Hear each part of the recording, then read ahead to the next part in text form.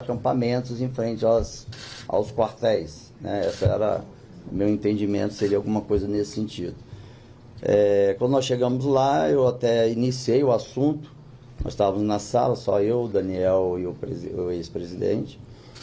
E eu até iniciei o assunto falando de que era necessário ele comunicar logo à sociedade de que não ia não ia acontecer nenhuma intervenção militar, que isso,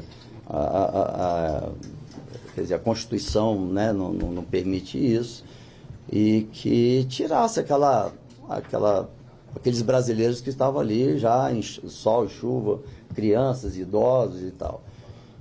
Mas ele falou para mim ele falou assim: senador, eu fico preocupado, qualquer movimento que eu faço, pode ser que o ministro Alexandre entenda que eu estou incentivando, ou que fui eu que dei a motivação para os brasileiros estarem ali, então eu prefiro não me envolver e tal. Eu falei: tá bom, então, mas eu acho que não é uma situação que eles estão lá, que se você puder falar, eles saem e pronto. Bom, mas ele não quis exatamente por isso, de acharem que era ele que estava conduzindo alguma coisa nesse sentido, e não era.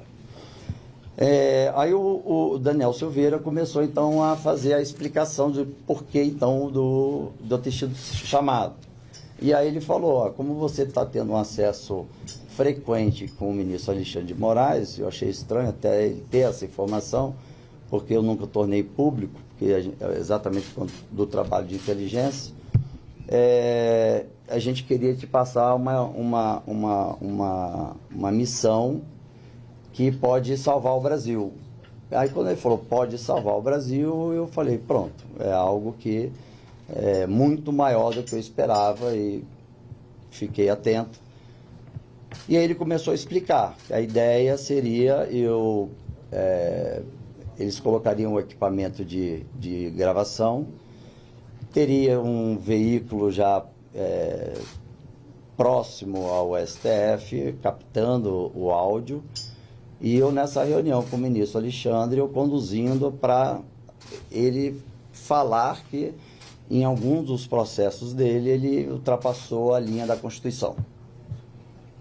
E aí eu disse de pronto que eu não iria fazer isso, né? Não iria fazer esse tipo de ação, porque eu falei: olha, presidente, e Daniel, isso é ilegal. Para fazer isso, para gravação, você tem que ter autorização do juiz, porque ele não pode nem... Ele tem até o direito de nem escutar, né? E eu não vou me envolver nisso. É algo que possa ser na linha não da legalidade. Mas eles disseram que... Daniel, desculpa, não é eles não. Daniel, o presidente estava escutando junto comigo, ao mesmo tempo que o Daniel falava. E aí o Daniel falou assim: não, mas aí nós vamos... Já tem uma equipe que já estaria preparada para poder ir para a mão de não sei quem, que tornaria a gravação de uma forma como se iria ser legalizado. Para eu não ficar ali sendo pressionado, e eu pensando que eu precisava reportar isso quanto mais rápido para o ministro Alexandre de Moraes, eu disse que iria pensar. E aí, durante todo esse processo, o presidente estava em silêncio, quem falava era o Daniel, e falou: eu vou pensar e depois eu faço o contato. E aí, despedimos, o presidente: obrigado por ter vindo e tal, despedimos.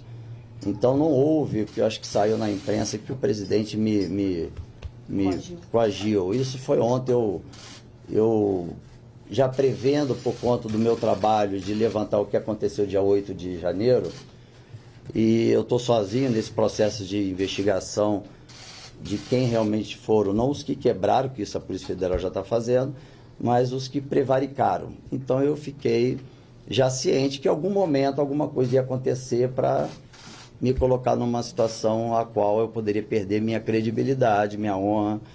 E a gente fala: quando você não consegue derrubar o argumento, você derruba o argumentador. Então, fui direto no ministro Alexandre e reportei... Não, desculpa, peguei o voo, fui para Vitória, mandei uma mensagem para ele no aeroporto, para o ministro, dando mais ou menos o que foi a conversa, e perguntei quando é que o ministro estaria de novo em Brasília. Ele falou que seria numa segunda ou numa terça. E então eu voltei a Brasília, se não me engano foi numa terça-feira, nós nos encontramos lá no STF e eu relatei para ele o que eu estou relatando para vocês, nada mais, nada menos do que eu estou relatando para vocês. O ministro ficou surpreso, né? Ele é muito introspectivo, né, de falar, então ele olhou para cima e balançou a cabeça do tipo, né, não acredito que era para esse motivo. E eu falei, ministro, estou liberado? Não, tudo bem, está liberado. Ele estava lá na sessão e dali eu parti aqui para o gabinete. E quando aconteceu o vazamento do tal documento, eu não tive nem conhecimento desse documento, né, porque me perguntaram desse tal documento, já planejando uma tentativa de golpe de Estado. Ninguém nunca me comentou sobre isso, não tinha conhecimento nenhum e nem foi citado nada desse tipo lá. O que ficou muito claro para mim era o Daniel tentando achar uma forma de não ser preso de novo, porque toda hora ele descumpria todas as ordens do ministro. Então ele acabou, ficou muito claro que ele estava num movimento de manipular e ter o presidente comprando a ideia dele se um senador aceitasse a missão. Então, do tipo assim, vou trazer um senador, se ele aceitar, você aceita? O que ficou bem entendido foi uma coisa nesse sentido. O senhor disse que foi usado ali o carro da segurança da presidência da República, e ele foi até a Grande do Torto, que é a residência lá do presidente. Qual o nível de conhecimento que o ex-presidente da República tinha desse plano? Então, eu não sei porque eu não questionei. Quando a gente trabalha na imagem de inteligência, a gente não pergunta muito. Eu não perguntei por que teria que ser naquele carro, porque para mim já ficava claro que eu não era para ser identificado como um senador, não era para parar na cancela. Se eu fosse com o meu carro oficial, teria que parar na cancela, registrar a placa. Então, era alguma coisa no serviço da área de inteligência e, no meu entendimento, seria relacionada ao acampamento. Porque nós já tínhamos informações que tinham células lá se articulando para fazer qualquer ataque, tanto é que aconteceu depois o do... Senador, sobre o ex-presidente Jair Bolsonaro, em algum momento ele falou com o senhor disse, não houve uma coação naquele momento, em algum momento posterior houve algum novo contato dele com o senhor? Não, o que ficou combinado, eu disse para eles o seguinte, para eles, né, eu ia me dar um tempo para pensar. Eu não falei não na hora para não ficar na insistência, porque estava claro o desespero do Daniel, porque ele é notória a quantidade de vezes que ele está descumprindo ou descumpriu as ordens do ministro Alexandre. Então estava claro que ele estava assim, depois eu acho que do relacionamento com o presidente, que ele estava tentando convencer nós dois de entrar nessa ação esdrúxula. Quando eu falei então que depois daria resposta, eu indo para o aeroporto, eu também reportei ao ministro, acabei de sair, estou indo para o aeroporto, estou quase atrasado, perdendo o voo.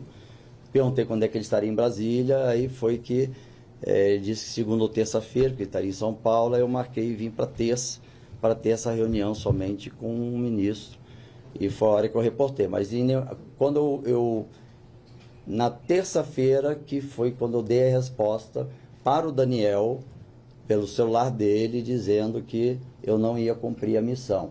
E esse print é que a Veja teve acesso e a Veja me procurou para saber qual era o relacionamento, porque tinha um print do Daniel e a minha resposta dizendo que eu não ia cumprir a missão. E foi daí que eu já estava esperando, por conta dessa investigação que eu estou fazendo do 8 de janeiro, que eu sabia que alguma coisa ia ser construída na área de inteligência, e eu já tinha sido informado que alguma coisa estava para acontecer para tirar a minha reputação. Só eram vocês três ou o coronel Cid estava por lá? O senhor disse que o Daniel falou que já tinha uma equipe preparada para tentar legalizar. O que é? Legalizar o que exatamente? Essa escuta, porque você só pode ter escuta com autorização judicial. O juiz que autoriza, você não pode sair gravando. Quando você grava e quer apresentar até nos autos, o juiz pode até te dar a voz de prisão, porque uma gravação ainda não. Ele não falou juiz, mas teria um grupo, uma equipe que já estaria para resolver isso, não disse qual é a hierarquia e qual era a função. Houve alguma menção a GSI ou a ABIN? Não. Nem o GSI, nem a ABIN. Não citou nem o GSI, nem a ABIN. E o Coronel Cid também não estava por lá? Não citou, Senador, o presidente Bolsonaro falou no dia 7. Dia 7 foi quando o Daniel foi no Senado. Ah, tá. Dia 8 foi o dia que eu não tive o encontro. Tá. Dia 9, que acho que é uma sexta-feira, vocês conferem, foi o dia que eu fui, então, foi na depois, reunião. então, daqueles atos. Porque dia 8 que eu estive Foi em dezembro. então. Dia 8 foi quando eu estive com o ministro. Tá. O senhor falou em Granja do Torto. Na ocasião, em dezembro, pelo menos, quem estava morando na Granja do Torto era Paulo Guedes. Não estava lá, não. Até porque eu nunca tive nenhuma das residências desse período todo, eu também nem sabia para onde eu estava indo.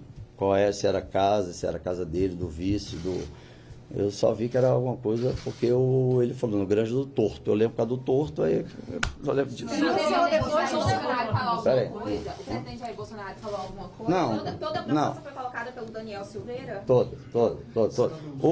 O presidente estava numa posição semelhante à minha, escutando uma ideia esdrúxula do Daniel Silveira. Não, ele não falou, pô, senador, pensa. Não falou nada disso. Por isso que quando saiu na imprensa que ele me coagiu, isso não confere. Mas não Não impediu o Daniel. Assim, mas estava claro que era o Daniel desesperado por conta disso. Ele até tinha me comentado. Escutar um deputado desesperado planejando um golpe para gravar um ministro do Supremo e ficar calado? Isso cabe a ele, não a mim. Eu fiz o meu papel de não prevaricar. Eu fui e comuniquei ao ministro. Mas o Daniel também estava querendo manter o trabalho dentro do Congresso, sendo chefe de gabinete do senador Magno Malta. E ele estava achando uma maneira de ficar no Congresso, para poder ter ali o network dele, né, para qualquer coisa ele não ser preso. Mas a todo momento a preocupação dele é do ministro Alexandre prender ele de novo, porque ele sabia que estava descumprindo uma sequência de ordens do juiz. O senhor chegou a prestar algum depoimento sobre isso à PF ou do Supremo e apresentou essas trocas de mensagem, já protocolou isso de alguma maneira formal para essas investigações? O que eu fiz foi comunicar ao ministro Alexandre de Moraes e me colocar à disposição como testemunha, desde o dia que eu passei para ele essa informação, ministro Alexandre. Já foi pela PF, não? Não, eu estou à disposição, estou esperando. É inevitável isso, claro que eu vou estar, eu tenho que esclarecer, lógico. E eu não fiz isso antes por conta de não expor o ministro Alexandre, exatamente por ser informações que a gente trata na área da inteligência. Se ele dissesse, então faça uma denúncia, ou ele pode ter inserido essa informação dentro do processo dele, eu não sei, são coisas que a gente não pergunta, né? Mas o que eu pude fazer, para não prevaricar, é reportar ao ministro que estava com o caso dele, do que estava acontecendo. O Daniel Silveira insistiu, o senhor voltou a falar com ele depois? Insistiu bastante. Quando eu disse que não ia cumprir a missão, eu até disse por conta da minha relação com outros países, como vocês podem ver que eu trabalho em outros países, e que isso iria conflitar bastante e o Brasil ia ter um prejuízo enorme, entrar numa recessão, numa miséria gigantesca.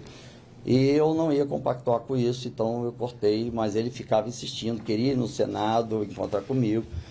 Aí ligava várias vezes, eu não atendia o telefone, desde aquele dia que eu falei para ele que eu não ia fazer, eu nunca mais atendi o Ele telefone. chegou a mencionar que nem Flávio Bolsonaro sabia. Ninguém sabia. E aí, depois o senhor chegou a falar com o senador Flávio Bolsonaro não. também? Quando nessa área de inteligência, a gente não fala com ninguém. O que aconteceu ontem de eu ter tornado isso público, primeiro, assim, quando falou desse tal documento, né, que estava circulando aí, algumas pessoas me perguntaram se eu tive acesso, até por conta da minha função dentro da SECAI, que é a comissão que fiscaliza as agências de inteligência. E eu tinha dito que eu nunca tive acesso, nunca soube desse documento, mas isso começou a ficar em cima de mim, assim, poxa, eu tenho que tornar isso público, eu não posso ficar com uma informação dessa. Mas eu não poderia avançar ao ponto de dizer que o ministro Alexandre fez ou deixou de fazer, porque eu também não perguntei. Mas eu quis adiantar, porque quando chegou para mim a informação de que já estavam, por conta do meu, eu acho que vocês estão acompanhando, do meu trabalho no levantamento de quem deixou acontecer, não quem executou e quebrou, mas quem permitiu acontecer. Você já deve ter visto nas minhas redes sociais as pessoas que são suspeitas, em cima de documentos que eu tenho, mas eu não posso tornar público, que é sigiloso. Por isso que eu estou cobrando o que foi eleito Pacheco para abrir a CPI o quanto antes, porque aí eu posso tornar pública os documentos. Mas eu dei o start por conta disso. Você vai renunciar, senador? A tentativa do presidente Jair Bolsonaro de tentar coagir o senhor para dar um golpe do Estado. Não, isso foi da fala com o pessoal do MBL. O MBL ontem, quando acabou as eleições, o MBL postou um título traidor, alguma coisa nesse sentido, né? E tinha foto de vários senadores e tinha a minha. E eu entrei em contato com eles para perguntar que história é essa? Traidor por causa de quê? Né? Que prova que tem? De trair o quê? E na imagem que saiu na TV Senado, foi onde eles tiraram a conclusão louca deles. Quando eu estava indo embora, eu abracei o Pacheco, dei parabéns para ele, perguntei se seria pautado logo a CPI, e saindo encontrei o Davi Alcolumbre, também abracei ele, dei os parabéns pela vitória, e assim eu fui embora. E aí o MBL fez essa postagem dizendo que eu traí o Brasil, e comecei a ser massacrado de mensagens, traidor, traidor, traidor, traidor, traidor. Quando fui ver o MBL, e eu fiquei tentando falar com o MBL, eles não atendiam, e eu comecei a falar, gente, vocês estão me seguindo, escutando agora, eu peço para que vocês entrem em contato lá, tentem me ajudar, porque os caras não estão querendo nem me dizer da onde tiraram essa informação. Então eu estava num momento aí de muita raiva, e eu estava desde 5 da manhã tentando trabalhar para ver se a gente conseguia eleger o Marinho, e eu era quase meia-noite e pouco, e aí foi aquele desabafo que você ficou nervoso, você fala coisas que você... Qualquer discussão de casal, depois você se arrepende do que fala. Mas isso daí não aconteceu. Foi falado, mas não é o... A sua postagem ficou um pouco... Eu não entendi direito. O senhor diz que ia se afastar definitivamente, irá se afastar definitivamente da política. Afastar, né? Não, diz que vai afastar do Senado e que vai sair definitivamente da política. O senhor vai renunciar ao mandato ou se afastar? Não entendi o que o senhor pretende fazer. Depois desse fato aí, porque assim, eu nunca fui político, né? Então, quando você entra aqui, eu já disse para alguns repórteres que a gente tem intimidade, tem hora que a gente fica com vontade de ir embora daqui. Porque você é colocado numa posição como se quisesse estar aqui tirando proveito, querendo se enriquecer, e aí vai. Tanto é que eu postei meu contra-cheque, postei meu extrato bancário, e a imprensa me massacrou, porque eu estava como se estivesse desdenhando do salário. Quer dizer, minha carreira anterior, eu não precisa nem comparar, está no portal de transparência, quando você tem que entregar as documentações para assumir o cargo. Então, tudo é declarado, então eu tinha uma condição melhor. E ficar aqui tomando pancada o tempo inteiro, tem hora que eu entrava aqui e falava, não estou aguentando, eu vou largar isso. Mas a minha equipe, né, eu não posso também largar a minha equipe, eu sempre trabalhei com essa questão da equipe, do grupo. 20 anos trabalhando na SWAT foi algo que para mim não se toma decisão individual. Então foi um desabafo na minha rede social e de manhã, eu fui acordado pela minha filha, que tem Vitória, às 5 e pouco da manhã, e ela sofrendo e vendo aqueles ataques nas redes, e falou, pai, só porque você abraçou o que ganhou a presidência? Eu falei, filha, só por causa disso. Então, eu vendo a minha filha recebendo a pancada lá no meu estado, ela com 16 anos de idade, e ela nunca passou por isso. Eu também nunca passei por isso, né? Nunca fui criticado, meu trabalho sempre foi muito transparente, e o mundo inteiro sempre não é fiscalizável. Eu sempre trabalhei com todas as agências de inteligência, porque eu poderia estar treinando terrorista, traficante, e não era, enfim. Então a gente tinha um trabalho muito próximo com todos os serviços de inteligência.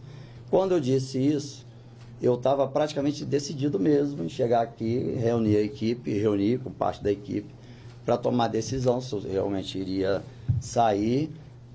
Deixar assumir a suplente, não, porque a suplente, ela, na época da campanha, foi sem recursos, você sabe disso, eu vendi meu carro para poder fazer minha campanha, foi R$90 mil, e eu não tinha nenhum nome para suplência, aí na hora tinha a secretária do vereador, e eu perguntei a ela se ela podia emprestar os documentos para ela ser minha suplente. E aí ela deu e pronto, ela foi eleita, aí ela achou que... Aí eu tive um infarto lá no primeiro ano, porque eu fiquei me dedicando muito. E aí ela mandou uma mensagem dizendo, estou pronto para assumir. Nem me perguntou se eu estava bem. Aí eu falei, olha, não foi acordado nada disso. Você esquece dessa possibilidade. Bom, então essa possibilidade de ter alguém me assumindo no meu lugar, zero.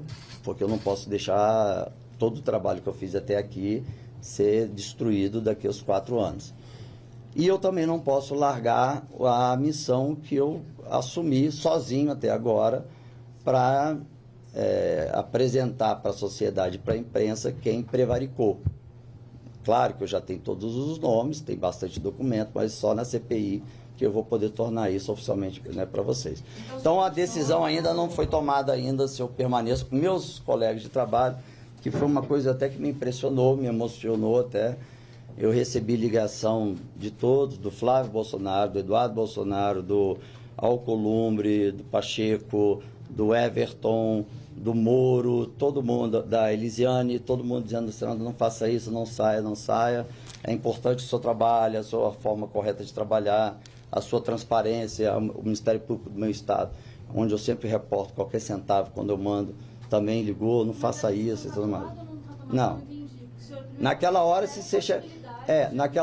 naquela hora que eu postei, se fosse no horário comercial, eu tinha saído. Quando eu acordei com o telefone da minha filha, aí que eu comecei a falar, não, então, se eu sair, eu não vou mostrar o resultado do meu trabalho e por que eu estou sofrendo essa perseguição de reputação, né? Então eu vim pedir para a minha equipe me esperar, que eu queria reunir antes de falar com vocês da imprensa, e a minha equipe pediu para que eu ficasse, então tentando me convencer. E meus colegas, eu desci para marcar presença e todos me abordando, falaram, pelo amor de Deus, não saia, não saia, não saia. E isso mexe com a gente, né? Assim, quando a gente tem uma decisão que a gente acha que está sozinho, querendo mudar o mundo, a gente fica meio... com aquele sentimento do tipo, deixa eu voltar para a minha carreira anterior, que lá eu estava bem, estava feliz, viajando o mundo inteiro, não tinha problema nenhum. Então, quando me coloco num quadrado, tipo, só porque é político, quer tirar vantagem, quer roubar, quer se corromper, assim como vocês são sempre colocados como se fosse de esquerda, de extrema esquerda, e eu sei que não são, né, na maioria, cada um tem sua personalidade, sua forma de trabalho, e como se isso fosse também um crime ser de esquerda, né? Tanto é que as minhas assessoras, eu tenho 2, Silvias, uma é de direita, outra é de esquerda. Mas é por isso. Então, eu cheguei aqui com o coração mais aliviado, até porque eu tomei um remédio para dormir, fui acordado pela minha filha, isso também me balançou. Senador, a Polícia Federal pediu a Moraes... O senhor tem medo de alguma coisa, apesar de todo o seu currículo, toda a sua trajetória? Eu queria saber se o senhor está com segurança reforçada. Bom, eu tenho desde 2019, quando eu relatei o pacote anticrime, desde aquela época eu sofro ameaças de esquartejamento da minha filha, de postar o vídeo em redes, de esquartejar minha irmã, e tanto é que já até um segurança aqui do Senado, que fazia minha segurança lá, ele foi identificado e o crime pegou ele, não sei se vocês souberam disso, ele foi violentamente agredido, quase morreu. Então, eu tenho, assim, esse receio, até porque eu estou sozinho nesse levantamento do que aconteceu no dia 8, que quando eu estive lá no galpão, que nós estávamos todos recebendo aquelas imagens, e que poderia uma senhora ter morrido, eu fui permitido entrar pelo fato de ter sido instrutor da polícia lá. Então, eles não me deixaram por ser senador, mas sim por ser um ex-instrutor. E quando eu cheguei lá, a realidade era outra, era todo mundo em cima de pânico e tal. A Polícia Federal já pediu ao ministro Moraes para que o senhor seja intimado a depor. Para esse depoimento, o senhor tem que provas a respeito deste relato que o senhor está fazendo para apresentar para eles? Por exemplo, o trajeto do GPS, mensagens, o que, é que o senhor vai levar junto? Tem alguma gravação? Tem a conversa com o Daniel, ele relatando como é que seria, e tem eu também respondendo que eu não ia cumprir a missão. Vou ver, porque eu quero dar prioridade para esse interrogatório com a Polícia Federal, como eu estou como testemunha, lógico, né? E eu quero passar para ele primeiro, para eles, né? E aí eles tomam a decisão. O senhor disse que o presidente Bolsonaro fez uma proposta para o senhor, que era gravar o presidente da República. Eu pergunto, essa proposta partiu do ex-presidente da República? E o que ele falou lá? Ele não falou nada nesse tempo todo? Não, a proposta não partiu dele, não, partiu do Daniel. O Daniel é que estava conduzindo a reunião e repetindo, o meu entendimento ficou claro do tipo, presidente, se eu conseguir um senador para gravar, você topa? Como se fosse isso. Não foi dito isso, mas deu para entender que seria isso. Se eu falasse, não, eu topo, possivelmente o presidente poderia dizer, então vamos pensar nisso. Mas ele estava ali tentando convencer eu e ele dessa possibilidade. O medo era... Não teve o golpe. Só para tirar essa dúvida, o que foi que o senhor entendeu da proposta? Como seria o golpe? Criminosa. Então, por isso que eu mandei uma mensagem para o ministro. O fato do presidente da República estar na sala, escutando aquilo e não pedindo a palavra e deixando isso rolar, o senhor entende como um apoiamento ao Daniel Silveira? Olha, se a gente, assim, é porque na área de inteligência isso seria normal, porque para nós, quanto mais a gente escutar e souber, melhor. Tanto é que foi por isso que o ministro Alexandre de Moraes falou, vá lá e escuta. Então você está nessas posições...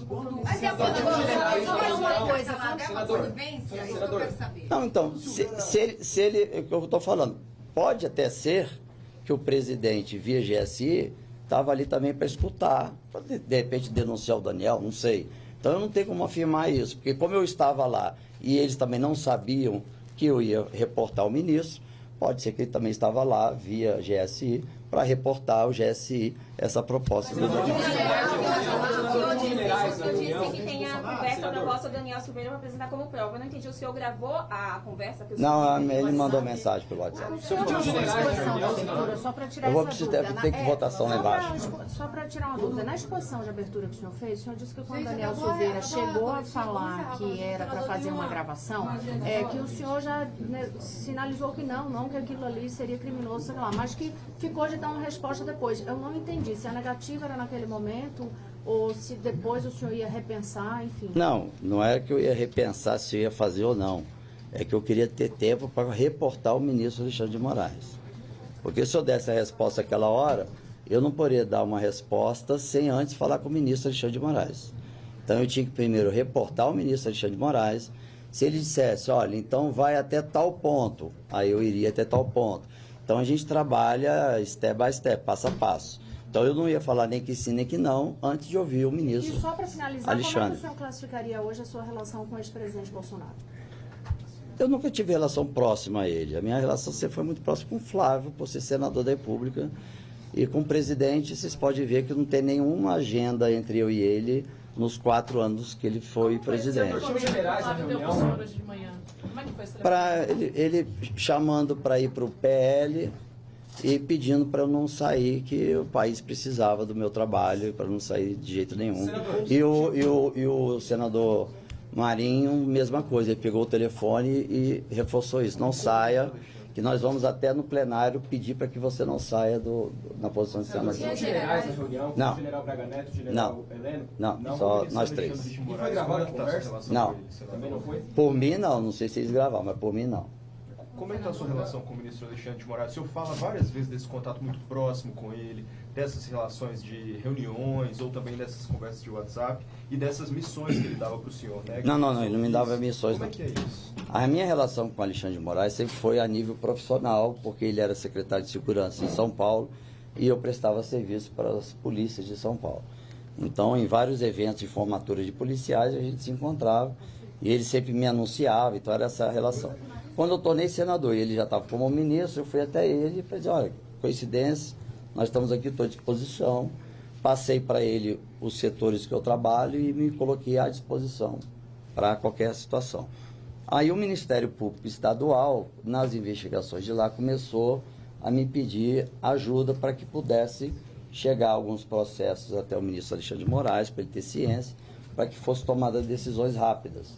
Então, assim, eu fui fazendo essa ponte entre o Ministério Público Estadual com o ministro Alexandre de Moraes, apenas isso, não tinha nada de algo dele me demandando, nunca me demandou absolutamente nada. E agora, quem são as duas pessoas na reunião de agora? Não, vou ter que descer. A relação minha com ele é muito profissional, ele é uma pessoa extremamente equilibrado, não colocou nenhuma posição de feliz ou ódio, ou que bom, que ruim, não. Ele ouviu e aí eu falei, estou liberado, posso ir embora, fui embora. Senador, quem eram as duas pessoas na reunião, além do Daniel Silveira e do presidente? Só nós três. Só os três? Não tinha Só nós três. Na matéria da Não. veja disse que tinha outras duas pessoas, Não. os militares. Não, não, só nós três. Chegando uma deadline, tem um compromisso. Só nós três. Obrigado. Gente, ninguém fez.